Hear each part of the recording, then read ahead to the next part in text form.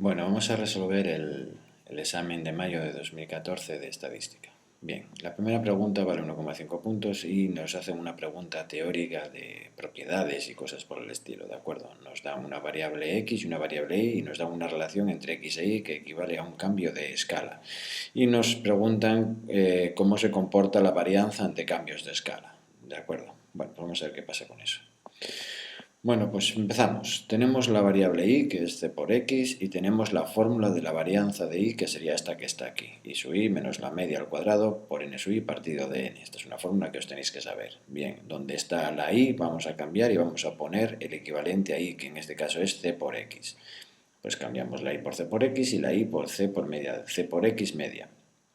Como la media cumple la propiedad del cambio de escala, resulta que puedo separar esa c de la media de x. Con eso me permite sacar esta c que está aquí y aquí, factor común. Lo saco factor común, lo pongo aquí delante y tengo aquí esto, todo ello envuelto por un cuadrado que voy a desenvolver ahora. Y entonces me quedará c cuadrado por esto al cuadrado, que es lo que tenemos en el siguiente paso. A partir de ahí, pues es un sumatorio y las constantes, que esto es una constante, salen del sumatorio tal cual están. Aquí la tenemos aquí delante. Y nos damos cuenta de que esto que está aquí es la fórmula de la varianza de x. Me comí poner aquí el 2, pero bueno, ya os imaginéis que está ahí, ¿vale? Conclusión, la varianza de y es c cuadrado varianza de x. Ya hemos resuelto el apartado A. Vamos a por el apartado B, que nos pregunta cómo se comporta el índice de Gini en la variable y y en la variable x. Bueno, sabemos que la p no cambia. La p no cambia porque es el mismo p sub i para las dos variables, por lo tanto no va a cambiar. Solo puede haber cambios en la q. Entonces, escribimos la fórmula de la q para la variable x, que sería el sumatorio de x y por n sub i, desde i igual a 1 hasta el intervalo i, que sea el que estemos sumando, partido de la suma total, ¿vale? En el caso de la i, pues la cosa es exactamente la misma, pero en el caso de la i lo que vamos a hacer va a ser implementar el cambio de i es igual a c por x, así que donde está la i pondremos c por x y donde está esta i pondremos c por x. Saco esta c fuera del sumatorio, sacamos la otra c fuera del sumatorio, se nos van, así que nos queda la misma q de x que teníamos inicialmente. Conclusión, la q de y es igual que la q de x. Segunda conclusión, el índice de Gini no cambia. Ya podemos ir a por la segunda pregunta. Segunda pregunta. La segunda pregunta tiene que ver con series temporales, ¿de acuerdo? Bien, de hecho nos están preguntando, nos dan aquí una serie de datos, si le dais el pausa podéis leer el problema con calma, y nos preguntan calcular e interpretar el índice de variación correspondiente al primer trimestre del año. Bien, nosotros sabemos que los índices de variación trimestral, los índices de variación estacional tienen que sumar 1, ¿de acuerdo? Bien, pues a partir de ahí pues solo hay que comprobar que suman 1.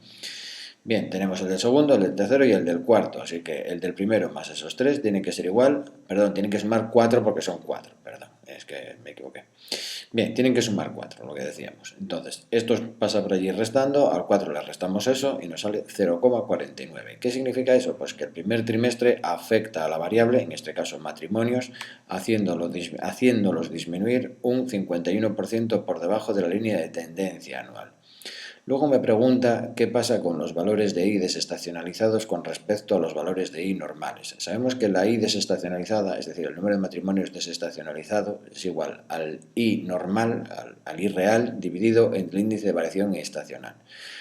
Bien, me pongo un ejemplo que sería, supongamos que tenemos 8 matrimonios, ¿cuántos habría habido en el primer trimestre si no tuviese componente estacional? Bueno, pues sin esa componente estacional, en el primer trimestre tendría que haber habido 16,33 matrimonios, es decir, el valor desestacionalizado siempre será mucho mayor, en este caso mucho mayor, que el valor original, ¿de acuerdo?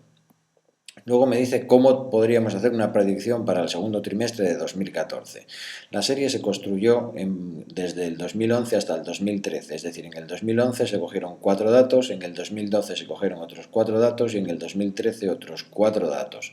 Conclusión, llevamos 12 datos puestos y otros 2 para llegar hasta el segundo trimestre de 2014 harían 14, por lo tanto la T la tendría que cambiar por un 14. Tenemos aquí la equivalente a la fórmula del valor desestacionalizado, así que sustituyendo la t por un 14 obtendríamos el valor desestacionalizado. Luego habría que multiplicarlo por su índice de variación para tener el valor predicho auténtico, con la componente estacional ya metida, porque el valor desestacionalizado lo que hace es darme el valor, pero sin la componente estacional del dato, ¿de acuerdo? Bien, pues ya podemos ir a por el siguiente problema. El siguiente problema es el 3. Ahora, aquí está el 3. Bien, el 3 también vale 1,5 puntos y nos dan una serie de datos, ¿de acuerdo? Nos preguntan, el gobierno, el 25%, entre el 25 y el 50 se llevan el 22 y el 45. Y el 5% más rico se lleva el 3% de la renta total. ¿Qué significa este dato? Pues que el 95% de los más pobres se llevan el 97% del total de la renta. La otra opción sería 25-50, se llevan 5 y 10 y el 5% más rico, es decir, el 95% más pobre, se lleva el 50% de la renta real. Con eso construiremos una tabla, ¿de acuerdo? Será esta tabla que está aquí, o estas dos tablas en realidad. Esta tabla para el supuesto 1 y esta tabla para el supuesto 2. Entonces, en el supuesto 1 tenemos que el 25% se lleva el 22%, el 50% se lleva el 45% y el 95% lo que habíamos dicho, el 97%. Construimos la otra tabla con las mismas historias y tenemos que decidir cuál de las dos es la buena. Bueno, pues la buena es la 2. ¿Por qué? Pues porque no puede pasar que el 95% de la población se lleve el 97% de la renta, ¿de acuerdo? El Q nunca puede ser mayor que P. Luego nos manda con el modelo correcto calcular el índice de Gini. Así que es tan sencillo como coger a la P, restarle la Q, coger a la P, restarle la Q y así sucesivamente hasta que acabemos. Recordar que el último dato no se pone y tenemos un índice de Gini de 0,62, es decir, la desigualdad es de un 62%. ¿De acuerdo? Y con eso tendríamos el tercer problema resuelto.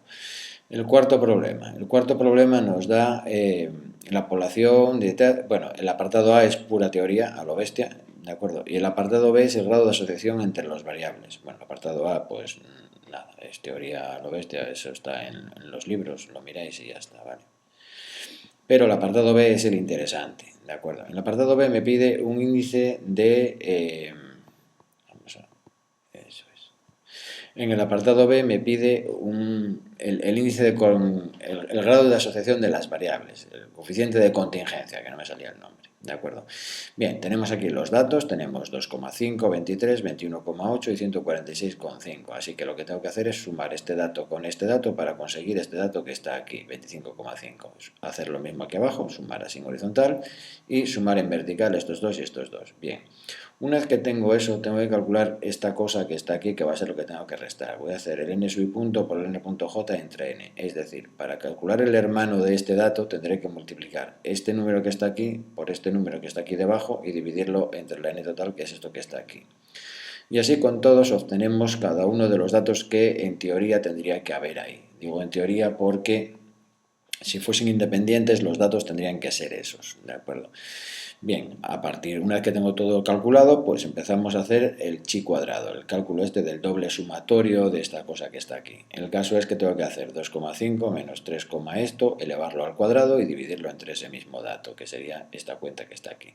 Lo hacemos con todos y nos sale 0,2. Bien, ya tenemos chi cuadrado, pues el coeficiente de contingencia estaría aquí. Es el chi cuadrado dividido entre chi cuadrado más n. Lo hacemos y nos sale este número. El coeficiente de contingencia se va a mover entre 0 y no 1, sino este cuenta que está aquí, que es siempre muy cerca de 1, pero no es 1, ¿de acuerdo? Y con eso tendríamos el problema 4 calculado. Vamos a por el problema 5. El problema 5 que está un poco más para acá, aquí. Bien, problema 5. El problema 5 es un problema de las Peires-Pache, ¿de acuerdo? El típico problema de números índice. Bueno, nos dan una tabla de valores, en este caso modelo A, modelo B, con sus precios y sus cantidades, ¿de acuerdo? Y nos pide estudiar la evolución del precio de los teléfonos mediante un índice de las Peires 2011. Eso significa que la base tiene que ser el año 2011. Tenemos aquí la misma tabla y sabemos que las Peires 11-11 tiene que ser 1 porque cuando la base coincide con el tiempo, con el periodo, siempre sale 1. Es una de las características de los números índice. Vale, luego me pide... A ver, porque esto no se me enteró. ¿Qué pasó? Ahora. Luego hago el del 12-11, que será coger el precio del 12, multiplicarlo por la cantidad del 11, el precio del 12, multiplicarlo por la cantidad del 11 y dividirlo entre precio de 11, cantidad de 11, precio de 11, cantidad de 11, que es lo que tenemos hecho aquí. ¿De acuerdo? Resultado 0,9312. Hacemos lo mismo para el 13 y resultado 0,9008. Estamos observando que los precios están bajando, ¿de acuerdo? Los precios han bajado un 6,88% respecto al año 2011 y un 9,92% también con respecto al año 2011. Luego me pregunta, los precios para 2014 se reducen un 10% respecto a 2013. Es decir, si yo construyese teóricamente el Las Peires 14-11 sería precio de 14 por cantidad de 11, precio de 14 por cantidad de 11. Pero sabemos que el precio de 14 es un 10% menos que el precio de 13. Por lo tanto, puedo cambiar precio de 14 por 0,9 precio de 13, que es lo que estoy haciendo aquí. Bien, eso me permite sacar el 0,9 factor común y quedarme con esto que está aquí, que no es otra cosa que el Las Peires 13-11. El Las Peires 13-11, como lo tenemos hecho aquí arriba, que es 0,9008, pues lo hacemos la cuenta y estamos contentos. Tenemos el Las Peires 14-11. Acabamos de comprobar que se cumple la propiedad de la proporcionalidad. Luego me pide la repercusión. La repercusión es una de las cuentas más importantes, bueno, de las cuentas importantes de este tipo de ejercicios, ¿de acuerdo? Necesitamos los índices simples, ¿de acuerdo?, de precios, porque pide la repercusión de A. Así que necesito el índice simple del precio de A menos el índice simple del precio de A, el del 12 y el del 13, que será el precio de 12 entre precio de 11, precio de 13, perdón, aquí sería de 13 entre 11, aquí sería de 12 entre 11, multiplicado por la ponderación, ¿de acuerdo?, por la ponderación del modelo A, que sería el precio de 11 por la cantidad de 11. Dividido entre la suma de las ponderaciones. Tenía que haber puesto aquí la fórmula, pero bueno, no lo puse.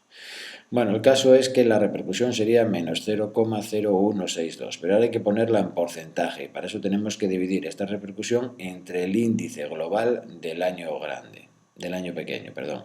En este caso, como estamos hablando de 12-13, pues entre el índice global del año 12, que es 0,9312, que lo tenemos calculado aquí, 0,9312, ¿de acuerdo?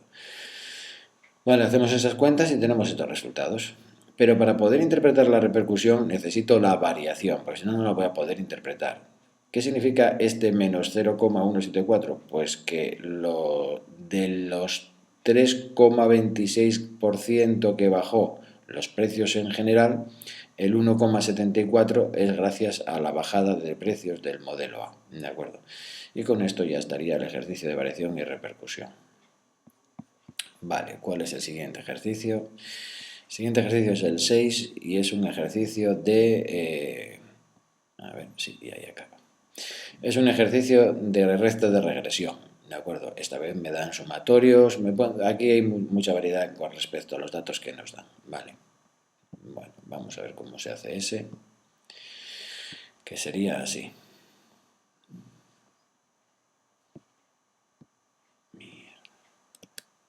Vale, aquí. Tenemos ahí los datos, ¿de acuerdo? Eso es. No hace falta que sea tan grande. Bien, tenemos ahí los datos. Tenemos el sumatorio de X, 30, sumatorio de Y, etc. Y me preguntan la correlación. La correlación sería el R de XY. Y el R de XY me lo dan ahí. Por lo tanto, en realidad es una pregunta un poquito absurda porque ya me lo están dando ellos mismamente. ¿De acuerdo? Vale, el caso es que es menos 0,91. Eso significa que las variables dependen entre sí en un 91% de manera indirecta. ¿De acuerdo? Vale, luego me piden la recta de regresión de y sobre x, que es y menos medida de y, covarianza partido de varianza de x por x menos medida de x. Así que hay que ir calculando todas esas cosas. Lo primero, la media de x, que sería dividir el 88 entre 30, la media de y, que sería dividir 2915 entre 30, la varianza de x, que utilizaremos la fórmula fácil de la varianza, que es el sumatorio de x cuadrado entre n menos la media al cuadrado. Sumatorio de x cuadrado me lo dieron ellos, es 310, por lo tanto se hacen las cuentas y ya está. ¿De acuerdo, no? Y luego tenemos la varianza de y, la misma historia, ¿vale? Bien. Bueno, una vez que tenemos todo eso, tenemos que calcular la covarianza, y esa no la tenemos, pero tenemos el coeficiente de correlación, y sabemos que el coeficiente de correlación es la covarianza dividido entre la desviación de x por la desviación de y. Como las desviaciones las tengo, porque tengo las varianzas, pues sacar la covarianza es muy sencillo. Esto pasaría multiplicando y ya tenemos la covarianza, menos 46,7014. Con ese dato ya puedo construir la recta de regresión y la tenemos calculada, ¿de acuerdo? Luego me pide, me da otro modelo y me pide que los compare. A ver, sí, ¿no? Tiene que ser eso. Sí, se ha estimado la recta de regresión que explica el ahorro mensual a partir del número de niños que hay en el hogar y nos da una varianza de los errores y queremos saber cuál es preferible. Pues será preferible el que tenga un R cuadrado más grande. El R cuadrado del primer modelo es tan sencillo como coger el coeficiente de correlación y elevarlo al cuadrado y dará un resultado que en este caso fue 0,8281. El R cuadrado del otro modelo sería hacer la fórmula del R cuadrado, pero la que tiene el error. 1 menos la varianza de los errores partido de la varianza de I. Tengo todos los datos, solo tengo que hacer la cuenta y el que sea más grande es el que más nos gusta. En este caso nos gusta más el primer modelo. ¿De acuerdo? Y con esto estaría completado el examen. Si le vais dando al pause podréis ir poniéndose a prueba.